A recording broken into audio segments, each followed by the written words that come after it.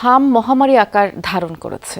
বর্তমান পরিস্থিতি স্বাস্থ্যগত জরুরি অবস্থা জারির মতো পর্যায়ে পৌঁছেছে বলে মন্তব্য করেছেন জনস্বাস্থ্য বিশেষজ্ঞ ডাক্তার মোশতাক আহমেদ।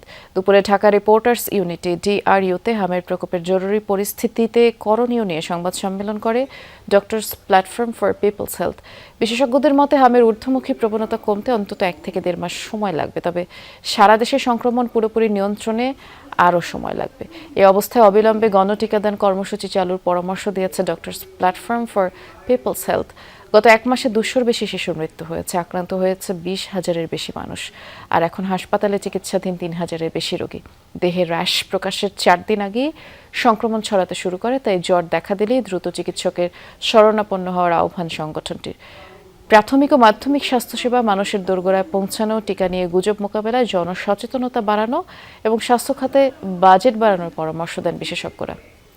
তাদের মতে বাজেটের অন্তত 15 এবং জিডিপির 5% স্বাস্থ্য খাতে বরাদ্দ নিশ্চিত করা জরুরি।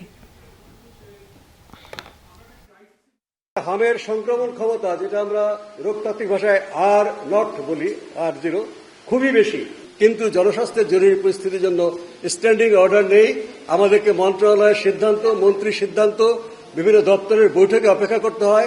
আন্তর্জাতিক সহযোগিতার আহ্বান করে এই বিষয়ে একটা জরুরি ব্যবস্থা নেওয়া যায়।